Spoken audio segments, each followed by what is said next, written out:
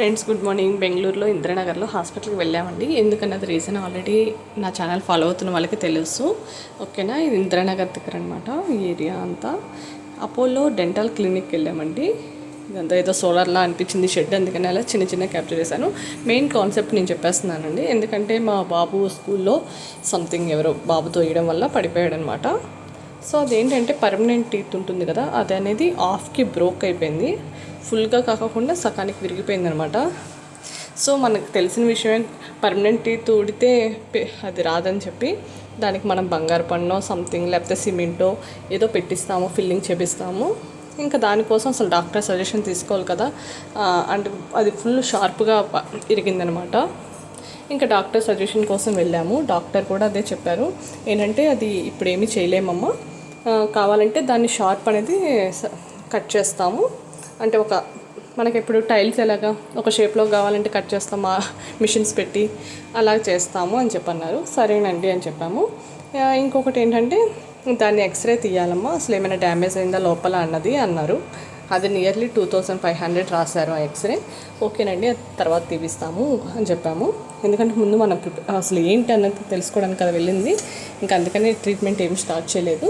వాళ్ళు ఏం చెప్పారంటే ఒక 3 లెవెల్స్ ఉంటాయమ్మా. ఒకటి ఫిల్లింగ్ చేయడం ఉంటుంది, అంటే మనకి ఏ లెవెల్ కావాలంటే ఆ లెవెల్ అన్నట్టు. కాకపోతే అది ఎప్పుడంటే ఏజ్ 16 years దాటాక చేస్తామని చెప్పారు వాళ్ళకి, పిల్లలకి. ఎందుకంటే ఇప్పుడు పిల్లల టీత్ చాలా డెలికేట్గా ఉంటాయి కదా, అది కదపకూడదు, అందులో పర్మనెంట్ టీత్ కదా, మళ్ళీ ఇబ్బంది అవుతుంది అని చెప్పి. ఇటంతా ఫుల్ పెద్ద పెద్ద బ్రాండ్సే అండి, షాపింగ్ మాల్సే కానీ షోరూమ్సే కానీ అన్నీ పెద్ద పెద్దవి అనమాట. ఇటు సైడ్ బిల్డింగ్స్ అన్నీ చాలా బాగున్నాయని చెప్పి మీకు చూపిస్తున్నాను, చూసారా మొక్కలు ఫుల్గా అని చెప్పి అన్నారనమాట. ఇంకొకటి వచ్చి అది ఫుల్ కట్ చేసేసి వేరే టీత్ పెట్టడం, అరేంజ్ చేయడం, దానికి సైజ్ ఎంత ఉంది.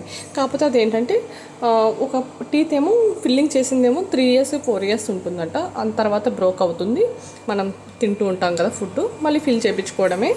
ఇంకొకటి వచ్చి మామూలు టెంపరీ టీత్, ఇంకొకటి క్లిప్ ద్వారా మళ్ళీ సెట్ అంతా అరేంజ్ చేసుకునేటట్టు టీత్ అంతా ఒక లెవెల్లాగా అని చెప్పారనమాట. అది బాబుకి 16 years దాటిన తర్వాత చేస్తామా, ఇప్పుడైతే ప్రజెంట్ ఏం చెయ్యము అని చెప్పారు. ఓకే అని చెప్పి ప్రస్తుతానికి ఇంకా చూపించామన్నమాట.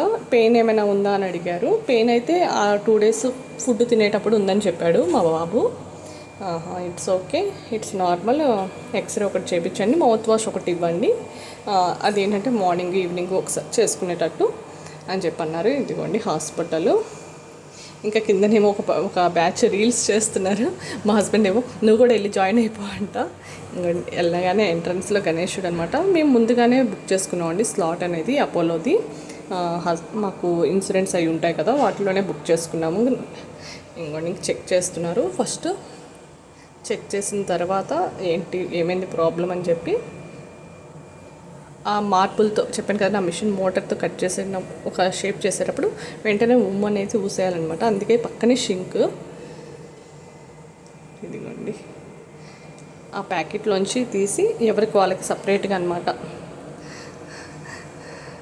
తనేమో నన్ను చూపించేద్దండి అని చెప్పి అంటే నేను పక్కన పెట్టి చూపిస్తున్నాను. బాబుది ట్రీట్మెంట్ అది జరుగుతుందనమాట. అది షార్ప్ అనేది కట్ చేస్తున్నారు నార్మల్గా చేయడానికి. ఆ సౌండ్ అయితే చాలా అని పెద్ద సౌండ్ అండి. ఇంకా తర్వాత డాక్టర్ కూడా ఒకసారి వచ్చి చెక్ చేశారనమాట. వీళ్ళేమో స్టాఫ్, దానికి సంబంధించిన స్టాఫ్ అనమాట. డాక్టర్ చెప్తే వాళ్ళు ఏ పొజిషన్ కావాలన్నది కట్ చేస్తారు. మీకు సౌండ్ అది పెట్టలేదు, ఫుల్ నాయిస్ వస్తుందన్నమాట. ఏదో టైల్స్ కట్ చేసిన సౌండ్ వస్తుంది. నేను ఫోన్ అక్కడ పెట్టి షూట్ చేసుకోండి అన్నారు, కానీ నాకు కుదరట్లేదు. ఇంకా సరే అని చెప్పి ఇంకా నేను స్టాప్ చేసేసాను. సో పిల్లలు స్కూల్కి వెళ్ళేటప్పుడు కొంచెం ఎంత మనం జాగ్రత్తగా ఉన్నా స్కూల్లో కూడా వేరే పిల్లలు కూడా జాగ్రత్తగా ఉండాలి కదా. ప్రాబ్లం అయింది ఇంకా మా బాబుకి. ఇట్స్ ఓకే, ఇంకేం చేయలేము. ఎంత బాధపడ్డా ఇంకా బీ స్ట్రాంగ్ అని పిల్లలకి నేర్పించుకోవాలి మనం. అది లేకపోతే ఏం లేదులేనన్న, చిన్నదే కదా ఇంకా ఏం కాదు అన్నట్టు మేము ధైర్యం చెప్పాము బాబుకి. వాడేమో యా ఐఎమ్ ఫైన్ అన్నాడు. అదండి వాడి టీత్ స్టోరీ. హాస్పిటల్కి వెళ్ళింది. ఇంకా మా చిన్న బాబుకి కూడా రెగ్యులర్ చెకప్ చేయించాము. మా టీత్ అంతా బాగానే ఉందని చెప్పారు. ఇంకా అలా అనమాట. ఇంకా చెప్పాను కదండి, ఇన్సూరెన్స్ ద్వారా మేము బుక్ చేసుకున్నాం అనమాట. మాకైతే ఒక పర్సన్కి వచ్చి 500 రూపీస్ పడింది. ఇంకా అక్కడ ఎక్స్రేలు అవన్నీ చెప్పాను కదండి, అవి వేరే దగ్గరికి వెళ్ళి తీసుకోవాలన్నమాట. వాళ్ళ హాస్పిటల్లో ఎక్స్రేస్ లేవు, ఓరల్ బి అని చెప్పి ఉందన్నమాట, అక్కడికి వెళ్ళి ఎక్స్రే తీపించుకోవాలంట.